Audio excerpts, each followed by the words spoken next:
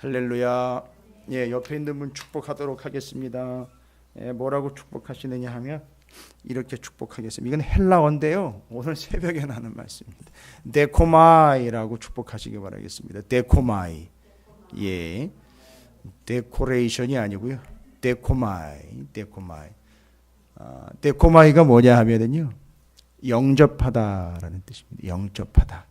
그러니까 받아들인다, 수용한다, 그것을 간직한다, 귀하게 여긴다. 그래서 오늘 새벽에 두 영혼이 있다고 제가 말씀드렸어요. 도시 이야기를 통해서 하나님의 복음과 말씀이 전해져도 한 영혼은 데코마이 하는 영혼이 있다 그랬어요. 영어로 receive 하는 영혼이 있다 그랬어요. receive, 받는다라는 뜻이죠. receive. 그런데 재미있는 게 받아들이지 않고 안 받아들이는 게 아니라 오히려 그걸 돌려주는 영혼들이 있어요. 여러분께서 이제 오해하시면 안 되는 게, 제가 왜 죽어라 하고 말씀을 전하느냐 하면, 받는 분들은 연락에 받으시면 돼요. 근데 안 받는 분들은 제가 안 받는다고 짜증낼 필요도 없어요. 왜냐하면 그 사람한테 갈 게 저한테 오는 거니까요. 그러니까 목사가 사는 거예요. 죽어라 하고 말 안 들어요. 그죠? 그것 때문에 짜증낼 필요가 없어요. 왜요? 아니, 그렇게 전한 게 다 저한테 오는 건데요. 그러니까 목사가 복된 거예요. 다른 게 아니고요. 제대로 한다면은요. 제대로 한다는 전제하에요. 죽어라 하고 말씀 안 들어도 괜찮아요. 상관없어요. 그건 그 사람하고 하나님하고 관계니까 그건 그렇게 알아서 결산할 거예요. 그런데 목사가 열낼 필요가 없어요. 그냥 죽어라 하고 전하기만 하면 돼요. 근데 죽어라 하고 전했는데 진짜 안 죽더라고요, 보니까. 그게 다 안 받으면 안 받는 걸로 땅에 떨어지는 게 아니고요. 참 영어라는 게 재미있기도 한데, receive 하는 영혼들이 있는데 안 받는 거는요, 거부하는 게 아니에요. reject가 아닙니다. return을 시킨대요. 영어로 표현을 하면 그래요. 성경에 그렇게 나와 있어요. 그러니까 나 안 받아요. 그만 딱 버리는 게 아니라 천만의 말씀입니다. 하나님 말씀을 뭐 본인이 안 받는다고 그게 어떻게 사라지거나 소멸되거나 땅에 떨어지는 건 절대 아닙니다. 그게 도로 돌아와요. 누구한테로 돌아오면 전한 사람한테 돌아옵니다. 그래서 말씀에 근거해서 여러분에게 축복을 하거나 여러분에게 복을 빈다거나 여러분을 사랑하는 마음으로 섬기는 마음이 그 사람이 안 받으면은요, 그건 베풀고 섬기고 전한 사람에게 그대로 리턴되게 돼 있다고 분명히 나와 있어요. 그래서 이제 우리가 필요한 게 뭐냐 하면 receive, 곧 데코마이, 헬라어로는 데코마이고 성경에는 뭐라고 나와 있냐면 영접이라고 나와 있어요. 영접.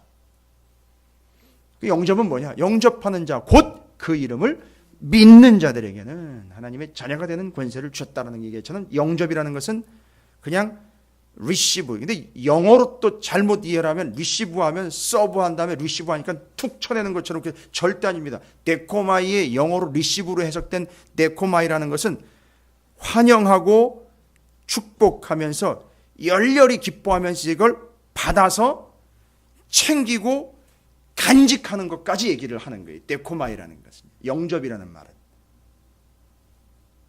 그게 좀 뭔가 좀 제대로 알고 있어야죠.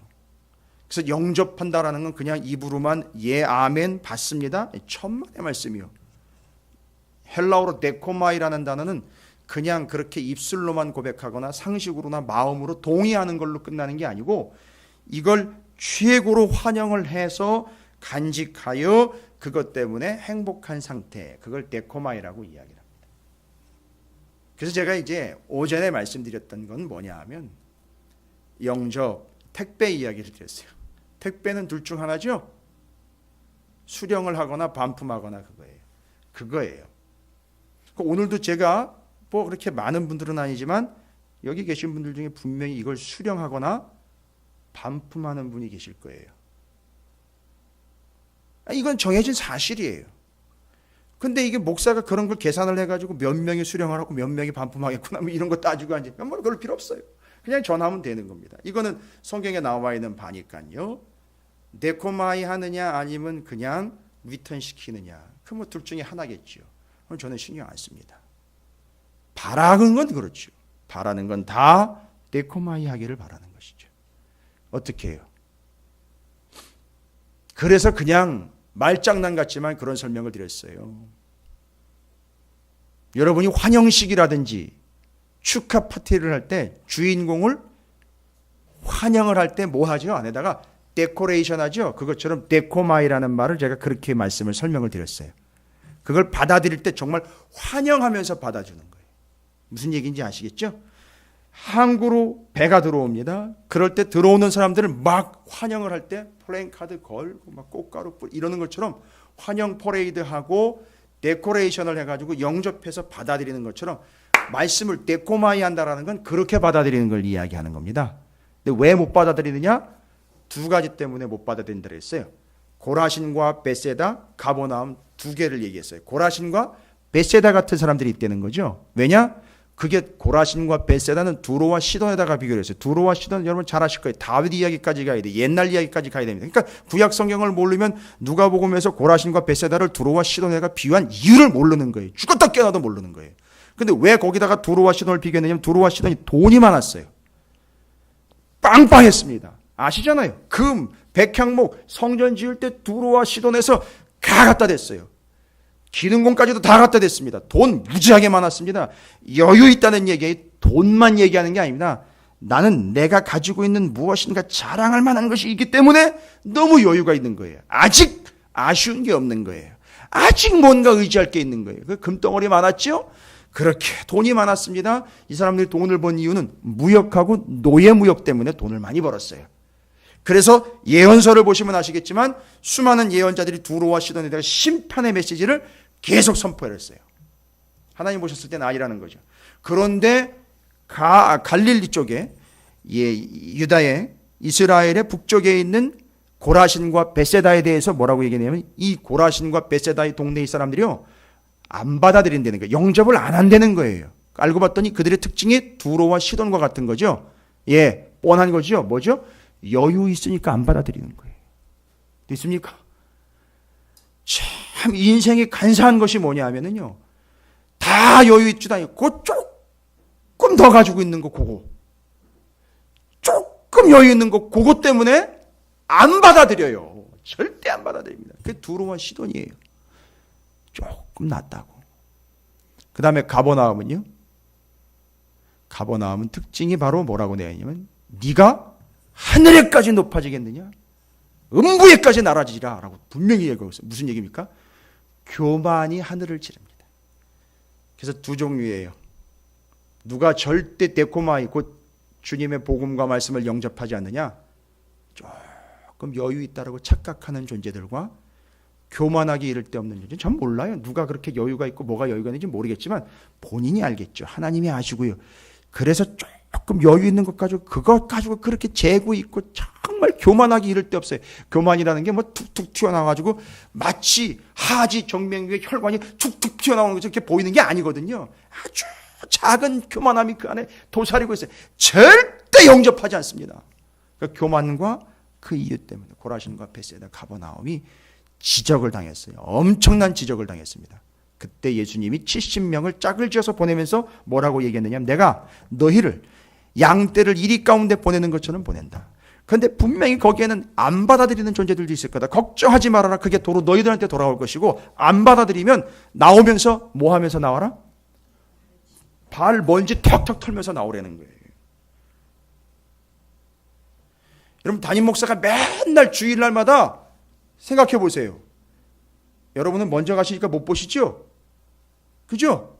근데 제가 만약에 교회를 맨날 주일마다 나가면서 저 문 입구에서 발을 턱턱 털면서 나간다고 생각을 해 보십시오. 예? 이게 얼마나 비참한 겁니까? 그렇죠? 오늘도 글렀어 이러면서 턱턱 털면서 나가는 거예요. 그런 일이 있을 거라는 거예요. 그러나 그것이 복음에 영향을 주진 않습니다. 그냥 전하는 거지요. 전하면 리시브 하는 자들이 있을 것이고 리턴하면 걱정하지 말아라. 너한테로 돌아온다. 그러나 안 받는 사람들이 분명히 있다는 거죠. 고라신과 베세다, 가버나움 같은 일. 그래서 하나님이 우리를 그렇게 풍족하지 않게 하는 이유가 있는 거예요. 그래서 우리를 가끔은 낮추시는 이유도 있는 겁니다. 왜요? 하나님의 말씀과 하나님의 생명과 복음을 어떻게 하려고요? 받아들이며 영접하게 하기 위해서 우리를 그렇게 여유 있게 내지는 교만이 하늘을 찌를 정도로 그렇게 높은 자리까지 내지는 교만하게 높은 자리로 허락을 하시지 않을 수도 있다는 거예요.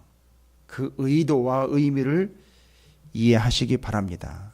이렇게 보다 보면 욥기서도 어느 정도는 이해가 돼요. 욥기서도 어느 정도는 이해가 됩니다. 욥에게 임한 고난이라는 게 도대체 무엇일까? 그 고난을 통해서 욥이 낮아질 대로 낮아졌습니다. 그렇죠?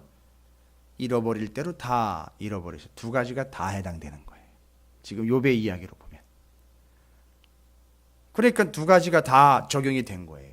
그러니까 절대 풍성해서 교만해질 수 없는 존재로 만들어 버린 거죠. 단순하게 이야기하면 욥의 이야기는 이렇게 결론을 내릴 수가 있어요. 근데 그 결론은 그렇게 쉬운 거는 아닙니다. 단순한 것도 아니에요. 그러나 분명해지고 이제 클리어졌죠. 깨끗해졌죠. 정리가 다 됐어요. 지금 이제 욥기서 42장을 마지막으로 이제 욥기서를 결론을 내려야 됩니다. 근데 이 욥기서 42장은 복잡하지가 않습니다. 그런데 복잡하지 않은데 상당히 중요한 의미가 군데군데 박혀 있습니다. 제가 이제 여러 번 말씀드려서 이게 좀 잔소리처럼 받아들이셔서 그렇게 받아들이시지 않으셨길 바라는데 정말 욥기 마치면 떡 해먹을 만해요. 진짜로. 제가 떡 먹고 싶어서 이런 얘기 드리는 거 아니에요. 오해하지 마세요.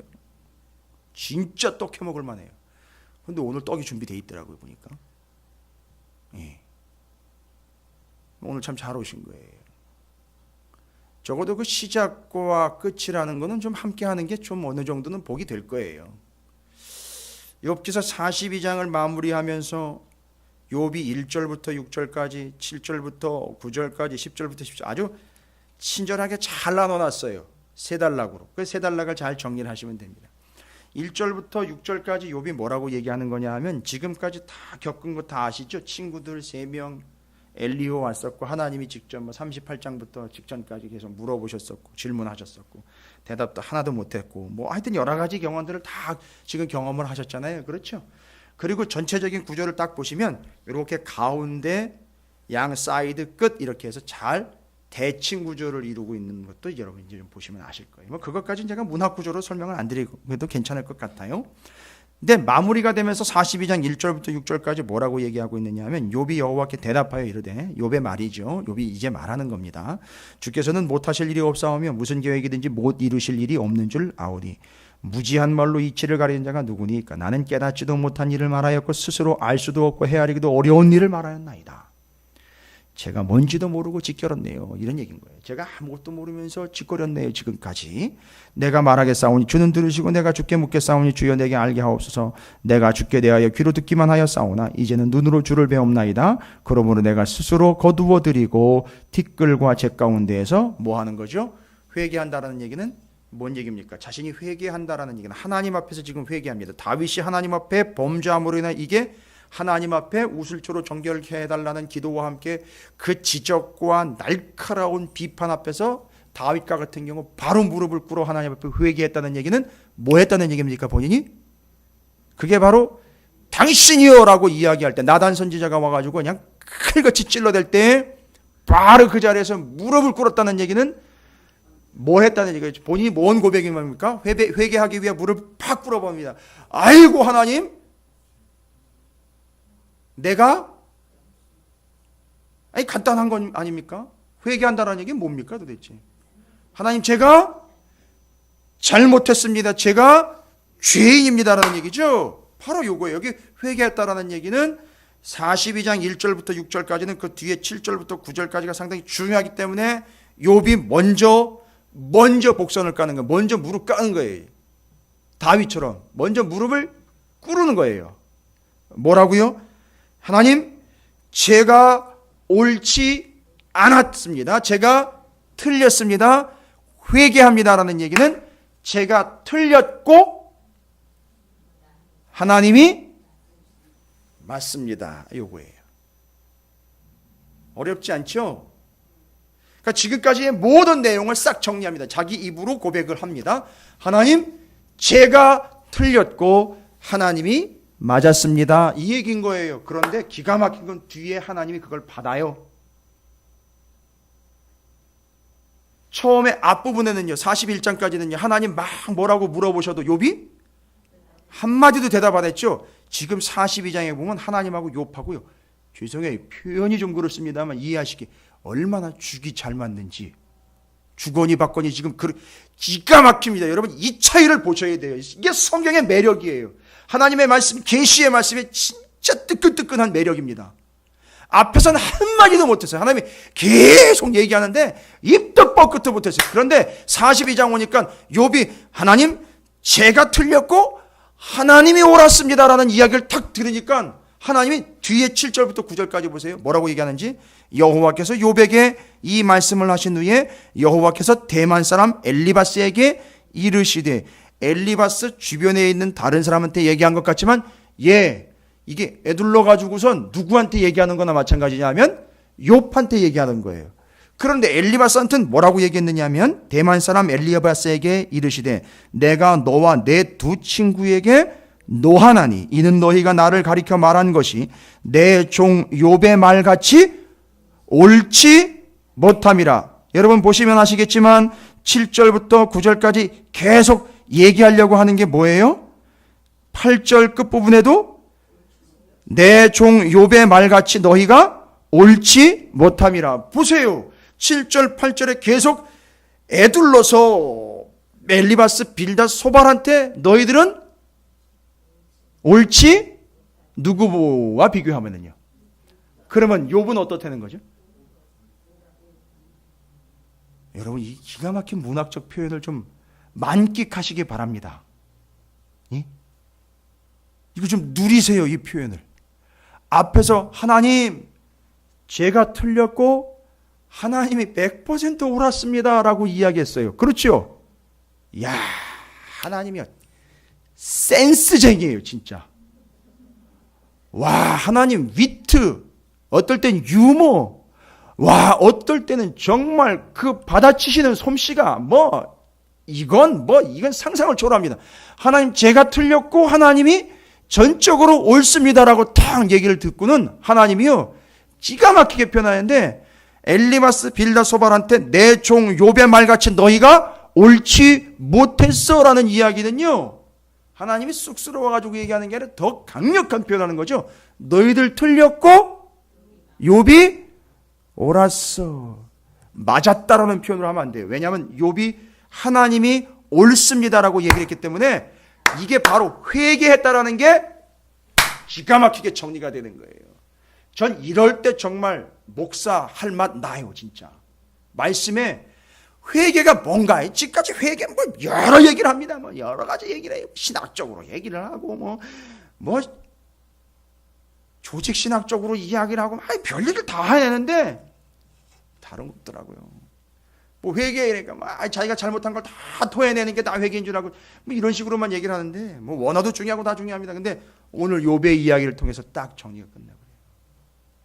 내가 틀렸고 하나님이 옳습니다. 이거 인정하는 게 회개인 거예요. 그런데 그렇게 회개를 하는데 하나님이 거기다 대고 뭐라고 얘기를 하시냐고? 네가 틀렸고 내 종 욥이 옳다. 같은 톤으로 가는 거죠. 하나님이 옳다고 고백하는 욥을 하나님이 뭐라고 얘기를 해요? 옳다. 욥이 옳다라고 인정을 해 주신 거죠. 여러분, 이건 그냥 옳다라고 이야기하면 안 돼요.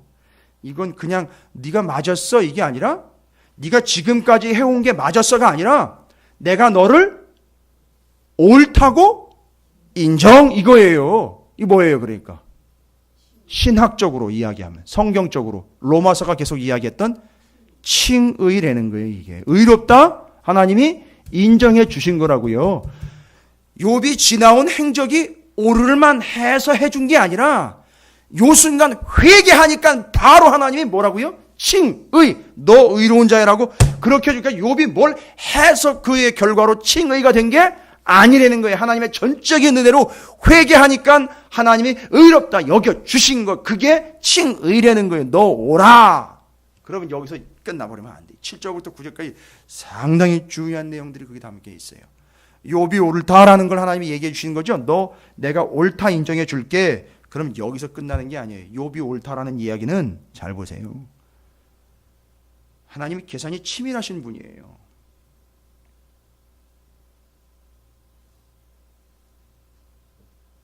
그러니까 우리가 칭의함을 받아야 돼요. 근데 이 칭의 이게 그냥 지나가는 이야기처럼 그냥 나 옳대.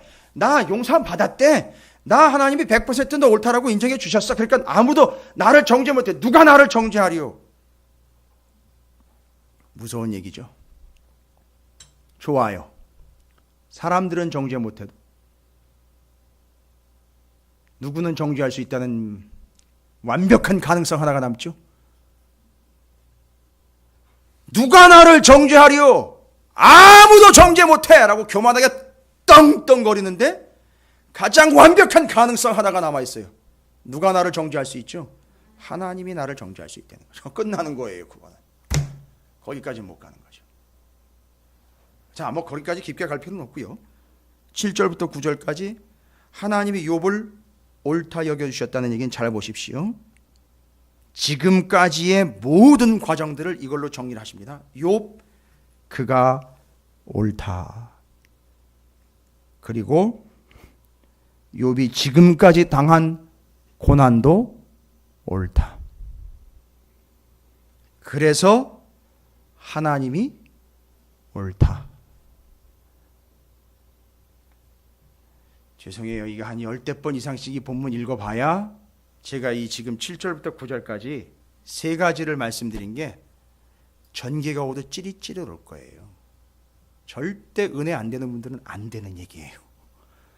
하나님, 내가 틀렸고 하나님이 전적으로 옳습니다. 하나님이 탁 받아 챙기시고 답을 탁 던지십니다. 자, 봐봐. 욥이 옳다. 저 욥이 옳다. 욥이 지금까지 당한 고난도 옳은 것이다.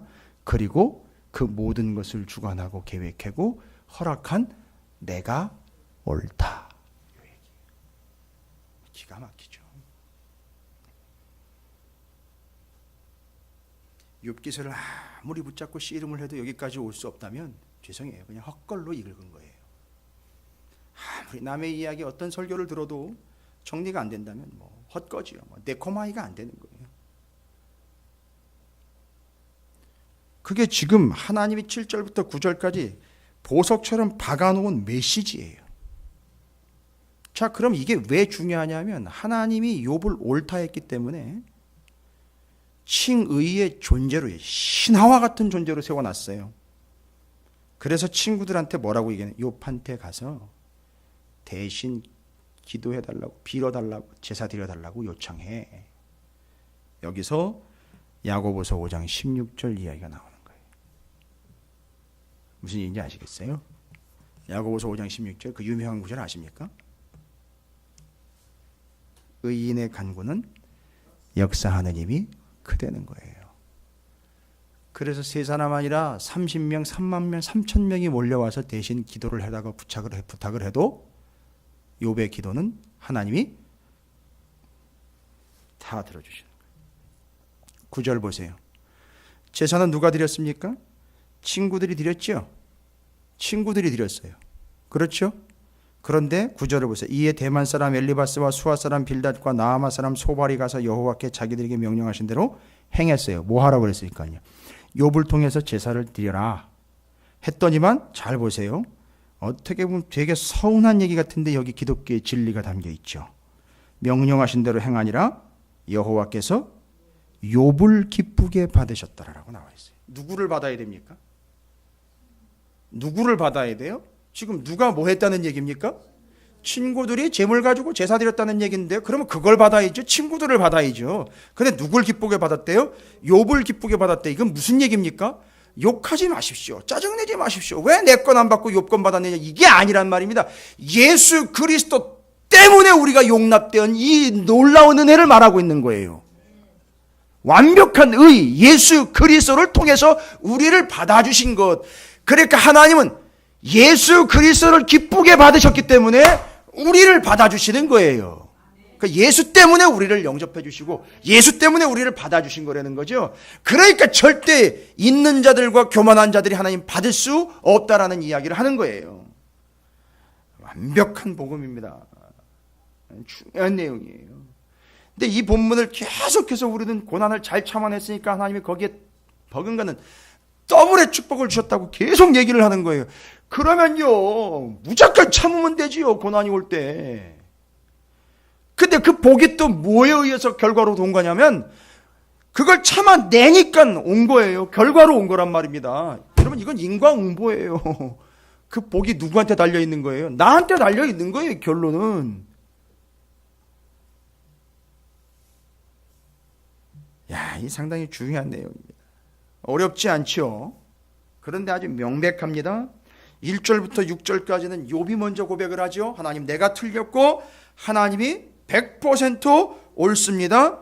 옳거니 하면서 하나님 받으시죠. 봐라, 내 종 욥이 옳다. 그리고 그가 지금까지 받았던 고난은 다 옳은 것이었다. 근데 친구들은요, 고난이 100% 욥이 틀렸기 때문에 악하게 온 것으로 착각을 했다는 얘기죠. 맞습니다. 그리고 욥이 옳고 고난이 옳았고 그렇기 때문에 그 욥과 고난을 주관하고 있는 내가 옳은 존재야. 그래서 내가 욥을 옳다 했기 때문에 어느 누구도 틀리다 말할 수 없어. 누구를 보고요? 예수님을 보고 하나님이 나의 의, 나의 아들, 사랑하는 자라고 이야기할 때 어느 누구도 토를 못 따는 것처럼. 그래서 이제 우리는 누구를 통해서 하나님께로 가까이 가느냐? 예수 그리스도를 통해서 가까이 갈 수 있게 된 이 원리를 설명해 주고 있는 겁니다. 이게 정리가 안 되면 욥은 헛것으로 본 겁니다. 이게 정리가 돼야 돼요.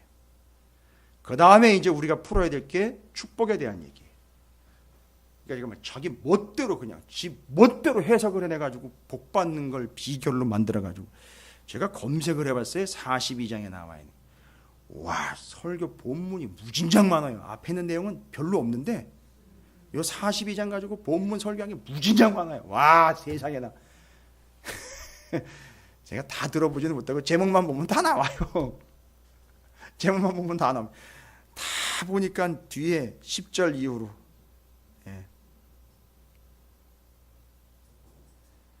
그래가지고 뭐 꽁돈 생겨가지고 아주 부쉈돈 받아가지고 부자 된 것처럼 막 설명을 하고 난리는 아니에요. 보니까 마음이 좀 어려워지더라고요. 야, 근데 여러분 여기서 상당히 중요한 비밀이 하나가 발견이 돼요. 제가 거짓말 안 합니다. 궁금하시면 이따가 말씀 끝나고 예배 끝나고 제 방 들어가 보세요. 제가 칠판을 여기다 갖다 놨어요. 그냥 기록을 할 수, 그냥 정리가 안 돼가지고 칠판 걸어놓고 원어 써가면서 다 정리해놨어요.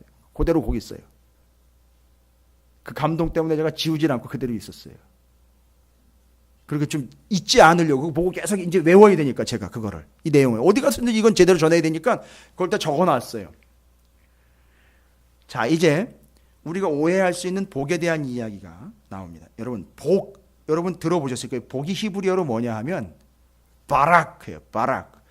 바라크가 뭐냐 하면 하나님이 이거 지난번에 제가 설명드렸죠. 하나님이 뭐 하길 원하신다는 거죠, 우리를? 예, 맞아요. 하나님이 죄인일지라도 멸망하는 걸 원하지 않으시는 게 하나님이에요. 그 호세아서에 나와 있어요. 이 마음을 아니까 요나가 하나님 그런 마음인 거죠. 그러면서 금송아지 사건 때 하나님이 어떤 속성을 하나님이 얘기하셨죠? 나는 노하기를 더디하고 인자, 긍휼을 얘기했잖아요. 그걸 요나가 그대로 갖다가 하나님 마음을 확 꼬집어버려요. 그래서 지금 얘들 살리려고 하는 거죠. 그러니까 내가 기분이 나빠서 따로 튄 거예요.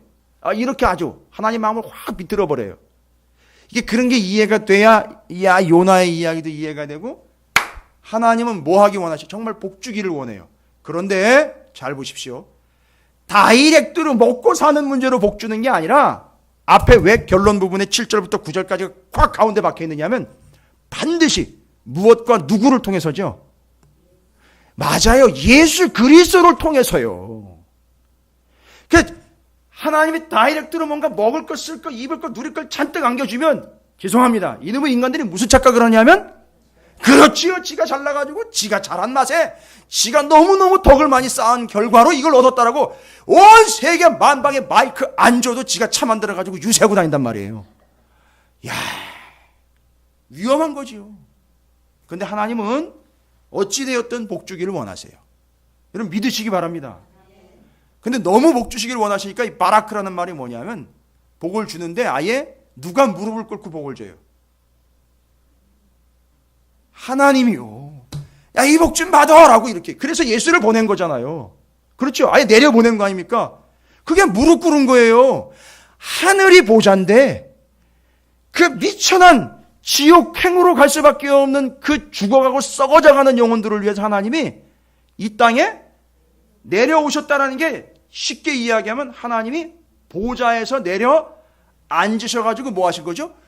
꿇어서 예수를 주신 거예요. 이게 복이라는 겁니다. 그러면 잘 들어보세요. 바라크라는 말이 꿇다라는 말도 있는데 꿇다, 스스로. 그렇죠. 그러니까 하나님이 복을 주셨다는 말은 하나님이 뭐 하셨다는 거죠? 꿇었다는 얘기예요. 이건 기가 막힌 단어입니다. 그런데 거기에 한 가지 뜻이 더 있어요. 꿇리다라는 뜻이 있어요. 스스로 꿇기도 하고 누군가를 어떻게 한다는 거죠? 꿇게도 만드는 거죠. 그럼 잘 들어보십시오. 우리 중에는요, 기본적으로 받는 복을 받는 사람도 있고, 왜요? 왜요? 왜 복을 받습니까, 우리가? 분명히 대답하십시오. 제가 좀 전에 다 설명드렸잖아요.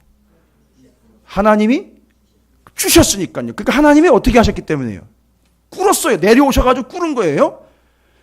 그런데 우리 중에는 미안한 얘기지만 복을 더 받는 사람도 있어요.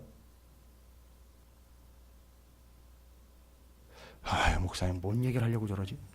이건 또 뭔 얘기인가? 바라크, 꿇다라는 말이 두 가지가 있다 그랬잖아요. 꿇다, 꿇게 하다, 꿇리다, 꿇기다. 그러니까 우리 중에 어떤 사람은 하나님이 꿇게 해서 꿇으신 하나님보다 자꾸 꿇다니까 자꾸 꿇꾸라 하십니까?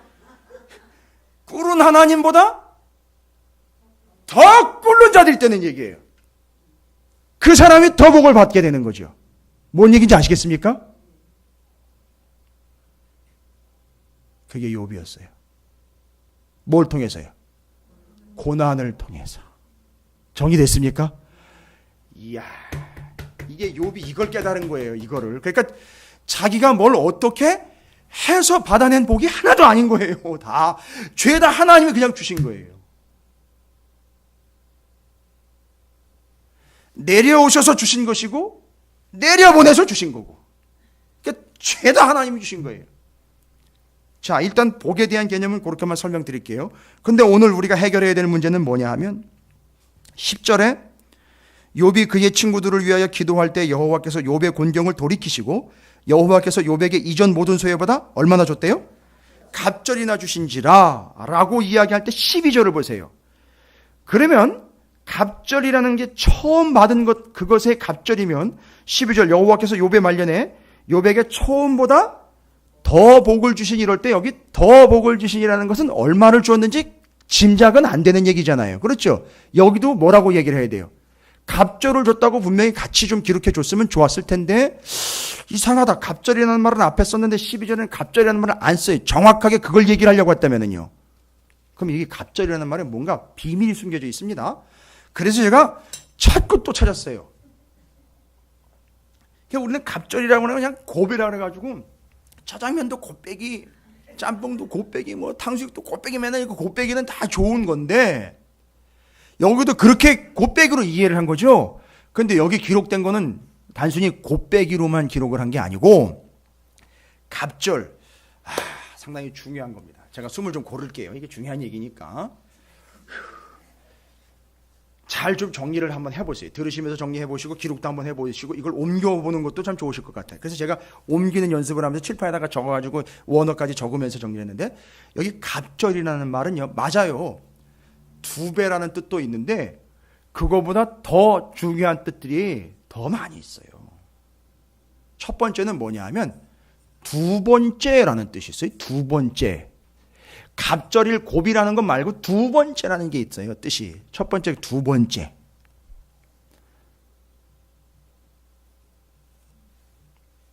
순서적으로 두 번째, 둘째.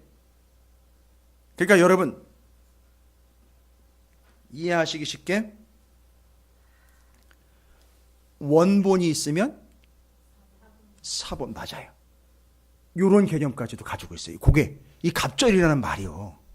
그러니까 첫 번째, 그 다음 두 번째. 물론 여기서 이야기하려고 하는 갑절이라는 얘기가 두 곱이라는 뜻도 있지만 더 먼저는 두 번째 서열로 넘버 투 뭐 이런 식으로 될 수 있어요. 순서대로 그 다음. 그러면 여러분 보십시오. 이걸 두 번째로 해석을 하게 되면 두 번째 복을 주셨다고 그래요. 예? 우리는 지금까지 다른 해석을 하나 안 하고 무조건 뭘로만 해석을 했어요? 갑절로만 해석을 했어요. 그러니까 그렇게 되면은 요건 뭐를 전제로 곱절이 된 거죠? 처음에 받았던 거죠. 그런데 두 번째라고 해석을 하게 되면 이건 곤란해져요. 두 번째로 해석하면 역시 곱과 갑절에만 이 꽂혀 있던, 임박혀 있던 사람들은 무조건 또 뭘 생각을 해요? 아까 1장, 2장에 기록된 그 복 받았던 것에 그게 첫 번째고 요게 두 번째라고 또 그렇게 해석을 해버려요. 그런데 그게 아니라 욥기의 전체 내용을 보면 잘 보십시오. 처음에 그 복이 있었죠. 번성이 있었죠. 그 다음에 중간에 내내 뭐가 있었죠? 고난이 있었죠. 고난은 몇 갑절인지 모르게 왔죠. 그렇죠? 이것보다 몇 배는 더 왔죠. 몇 갑절로 왔죠. 그 다음에 이제 또 다시 번성이 왔죠. 그러니까 잘 보세요. 번성, 고난, 번성이 왔어요. 그런데 이 세 번째 요게, 세 번째 요 번성이 몇 번째라고 해석이 된다는 거죠? 두 번째. 이때 우리가 우리 멋대로 지금까지 고정관념화됐던 두 번째를 첫 번째 번성에 그 다음 두 번째로 해석을 하면 절대 안 되고, 두 번째라고 해석을 하게 돼버리면 어떻게 해석을 해야 되냐면 그 첫 번째 번성에 이은 두 번째 번성도 되고, 그 다음에 세 번째 번성 앞에 있었던 고난에 이은 두 번째가 될 수 있어요. 그러니까 지금 이 갑절이 두 번째로 해석이 되면 1장 2절에 1장 2장에 기록됐던 번성의 두 번째 번성이 될 수 있고, 고난까지 쳐서 고난 다음 두 번째 번성 이렇게 얘기할 수 있어요. 그러면 고난은 뭐가 돼버리는 거냐 하면 그것 역시 뭐가 되는 거죠? 그렇죠. 그것도 역시 뭐가 되는 거죠? 복이 돼요. 잘 보세요. 그럼 이제 두 번째 제가 설명을 드릴게요. 어려우세요? 어려우면 제가 다시 한번 설명드릴게요. 그러니까 두 번째라고 해석을 해버리게 되면 뭐를 첫 번째로 놓는지는 확정을 하면 안 된다는 거죠. 이제 엄청난 비밀이 하나가 밝혀지는데, 이 갑절이라는 말이 어디서 왔느냐 하면, 갑절이라는 말이 원래 이제 원 의미가 있어요. 거기서 이제 갑절이라는 말로 분해가 돼서 빠져나왔는데, 샤나라는 단어가 있어요. 샤나. 근데 이 갑절이라는 말은 미시네라는 말이고요. 그 갑절 미시네가 어디서부터 왔느냐 하면 샤나라는 단어로부터 왔어요. 헷갈리지 마세요. 그러니까 그냥 순서대로 이해하시면 돼요. 샤나라는 말에서 미시네가 왔는데 바로 그 미시네가 갑절이라는 말이에요. 그럴 때 갑절 말고 더 중요한 첫 번째 뜻이 뭐였다 그랬죠? 첫 번째, 두 번째 할 때 두 번째예요. 그 두 번째로 해석을 하면 첫 번째는 1장, 2장이 첫 번째가 될 수도 있고, 내내 고난당했던 그 고난도 첫 번째가 될 수 있어요. 그렇게 되면 고난도 무엇로 해석이 가능해지느냐 하면 복으로 해석이 가능해져요. 이게 상당히 중요한 겁니다. 그럼 제가 왜 이런 얘기를 드리냐면, 목사님 그건 어떤 근거로? 바로 그 갑절이라는 말, 미시네가 어디로부터 왔니? 샤나라는 단어로부터 왔는데, 샤나라는 단어가 기가 막힌 단어예요. 샤나라는 말에서 왔어요, 갑절이. 샤나라는 말이 뜻이 뭐냐? 반복한다.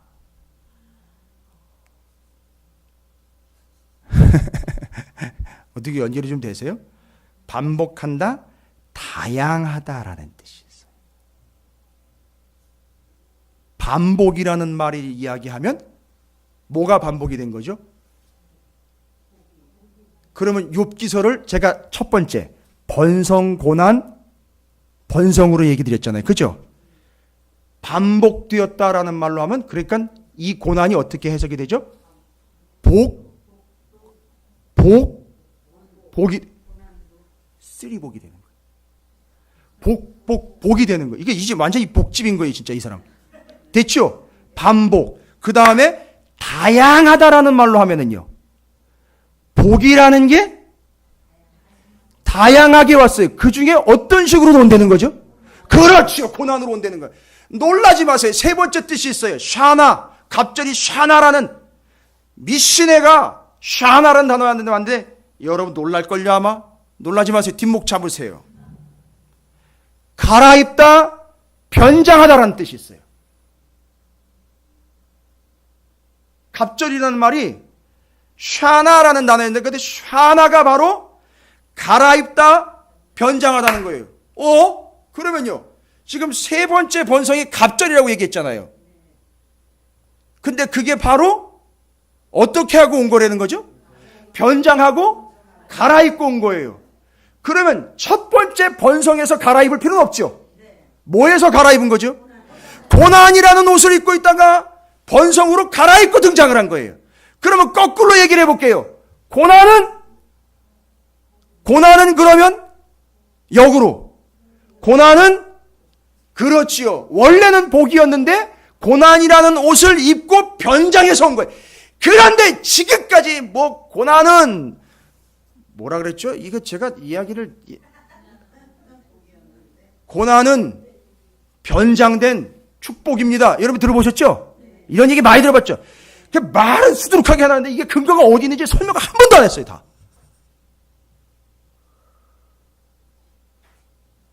고난은 변장된 축복입니다.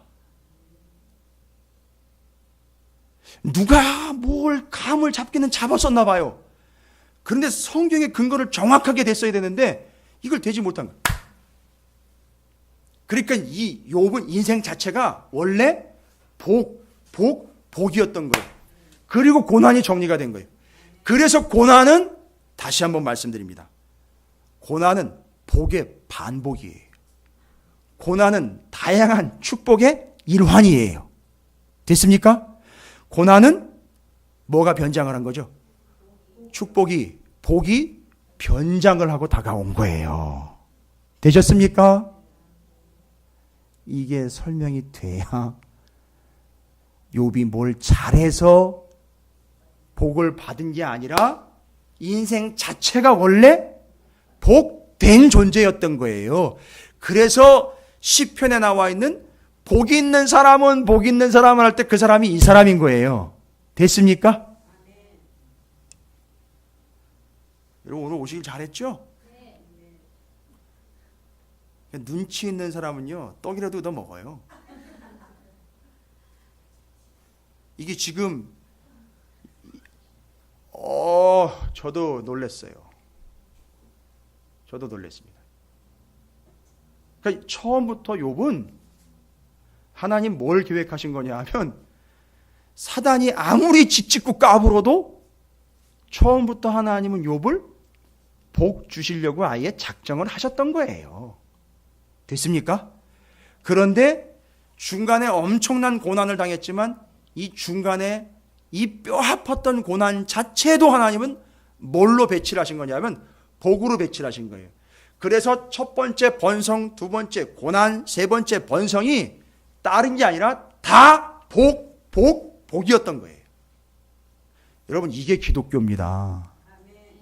그래서 이제는 말할 수 있다. 그리스도의 남은 고난을 채우라는 말이 복받으라는 얘기인 거예요. 됐습니까? 예. 그러니까 개척교회 싫어하는 인간들 죽었다 깨어나도 복받기는 글른 거예요. 왜요? 개척교회 가면 고생한다고. 그런 이상한 사고방식이 욥기를 거꾸로 받고 잘못 받고 지멋대로 받기 때문에 생각조차 없는 거예요. 됐습니까? 개척교회 가면 헌금 많이 해야 된다는 거예요. 개척교회 가면 일 많이 해야 된다는 거예요. 세상에나 나 그런 계산을 어디서 했는지 모르겠어요. 하나님은 우리에게 원래 뭘 주신 거죠? 귀찮고 짜증나고 어려운 걸 주신 게 아니라 복을 주신 거예요. 그런데 그 고난이라는 거를 어떤 식으로 주신 거냐면 다양성으로 주신 거예요. 고난이 오면 뭐라고 고백해야 되냐 이제? 야, 이게 또 반복되는구나, 복이. 그 다음에 고난을 당하게 되면 내 인생 참 어떻다? 복된 존재고 내 삶이 이렇게 다양해. 됐습니까? 그리고 분명히 제가 미신의 갑절, 그것이 샤나, 그것이 뭔 뜻이었느냐? 갈아입고 변장하다라는 거. 그러니까 고난이 분명히 뭐가 변장하고 온 거라는 거죠. 복이 변장하고 온 거예요. 할렐루야. 오늘 이것만 정리하셔도 인생 여러분께서 이제 그 하나님의 진리의 말씀으로 뻥뻥 터지는 인생이 되는 거예요. 제가 오늘 양복을 2개를 준비하려다가 갈아입는 걸 하려고, 이게 뭐 애들도 아니고 다 아실 테니까. 그죠? 제가 철이 되면 갈아입어요, 양복을. 많지는 않지만 갈아입습니다. 갈아입는 것처럼 고난이 갈아입고 안을 들춰보니까 저인 것처럼 원래는 복인 거예요. 그게 갈아입고 고난의 모습으로 우리에게 온 거예요. 여러분이 이제 고난을 당하는 이들에게 어떻게 다가가실 수 있는지 아시겠죠? 무조건 위로한다고 되는 게 아니에요. 무조건 갖다 퍼준다고 되는 게 아닙니다. 그들이 이 사실을 알아야 돼요. 그래서 하나님이 교회나 성도들에게 뭐를 허락하실 수 있다는 거죠? 고난을 허락하실 수 있는데 그건 복의 다양한 측면 중에 하나예요. 반복입니다. 갈아입은 거예요. 복이 고난이라는 옷을 갈아입고 찾아온 겁니다. 이제 한 가지 더, 이렇게 해야 아귀가 딱딱딱딱 맞아떨어지는데 오늘 말씀의 제목이죠. 빨리 끝내고 빨리 떡 먹어야죠. 17절이에요. 17절. 욥이 늙어 나이가 차서 죽었더라. 나이가 차다라는 말이에요. 나이는 찼어도 모세는 어떻게 됐었죠? 나이는 찼었지만 모세는 건강했었어요. 그렇죠? 하나님의 허락하셨으면 조금 더 사역 감당할 수 있었겠죠? 여기 나이가 찼다라는 말은 단순히 여러분 그냥 늙어서 늙을 만큼 약해질 만큼 되어서 죽었다 이렇게 받아들이시면 안 돼요. 여기 찼다라는 말이 상당히 중요한 말이에요. 또 찼다. 여러분 기억하시기 좋아요. 히브리어의 소바인데요. 예. 소바 냉면 좋아들 하시죠? 이 소바라는 말인데 뜻이 뭔지 아십니까? 제가 설명해 드릴게요. 나이가 찼다라는 말로 나이랑 연결을 하면 꽤 늙어서 기력이 쇠해서 이젠 더 이상 거동이 불편하니까 이렇게 얘기된 게 아니고, 찼다라는 말은 충분하게 됐다, 충만하게 됐다, 만족하게 됐다, 풍성이 차다라는 거예요. 그럼 뭐가 찬 겁니까? 나이를 얘기한 게 아니에요. 그 나이까지 뭐가 꽉 다 찬 거예요. 철만큼. 그렇죠. 복. 그 다음에 우린 자꾸 그거는 빼잖아요.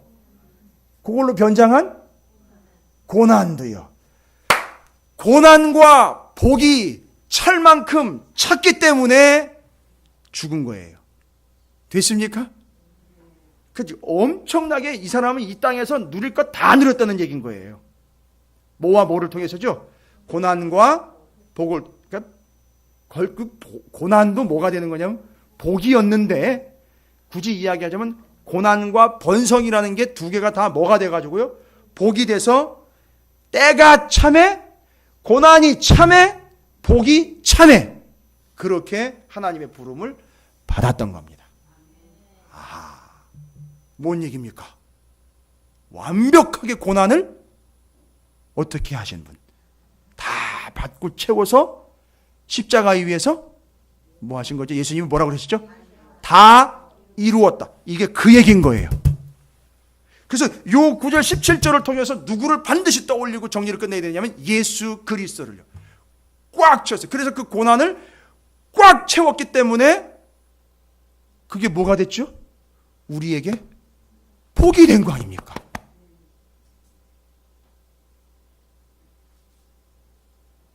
여러분 이거 꿰어 맞추려고 해도 이렇게 안 될 거예요. 완벽하게 정리 끝납니다. 되셨죠?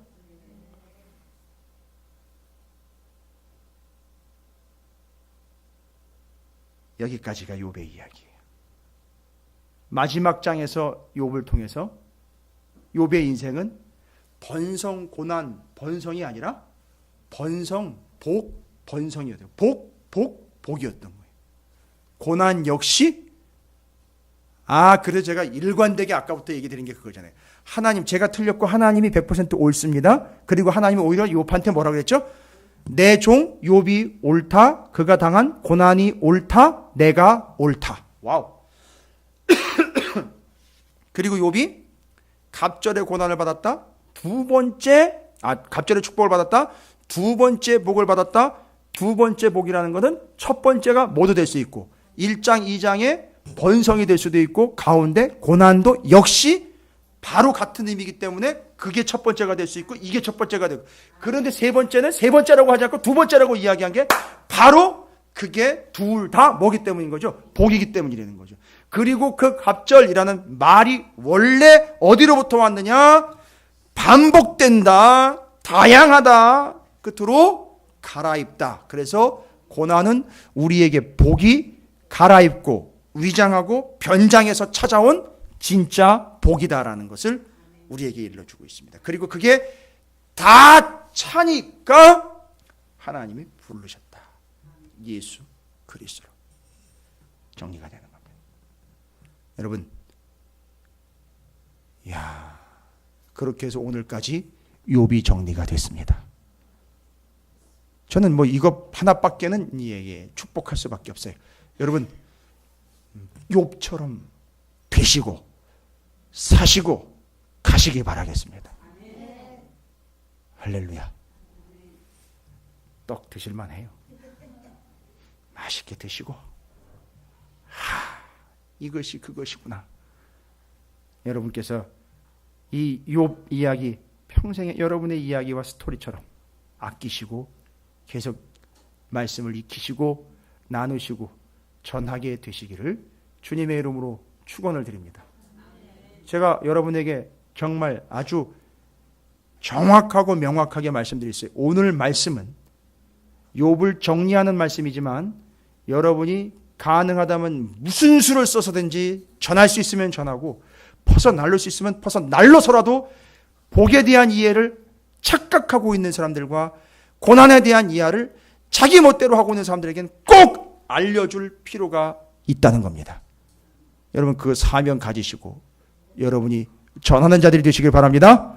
오늘 벳세다, 고라신, 가버나움 이야기 드렸던 것처럼 전해서 그들이 리시브하면 좋겠지만 그들이 리시브 않고 리턴하더라도 여러분에게는 욥의 이야기가 뭘로 다가온다는 거죠?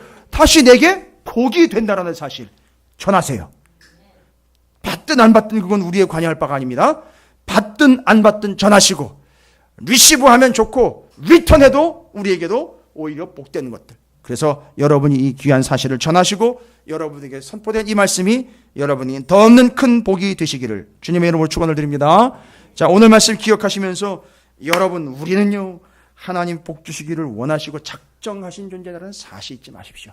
고난이 온다면 변장되고 그것을 위장해서 우리에게 찾아온, 갈아입고 찾아온 복이 고난으로 내게 다가왔다는 사실 고백하시면서 이 하나님이 나를 옳게 여기시고 나를 의롭다 여겨주신 그 은혜, 그 뜻에 순종하면서 이제 하나님이 전적으로 옳다라는 사실 다양으로 반복되어 우리에게 찾아와 갈아입고 변장하고 위장해서 복이 찾아온 그 고난을 이제는 욥처럼 넉넉하게 감당해내겠습니다. 남은 고난을 채워내겠습니다. 예수 그리스도처럼 끝까지 감당해내겠습니다. 주의 이름을 크게 한번 부르시고 통성으로 기도합니다. 기도하겠습니다.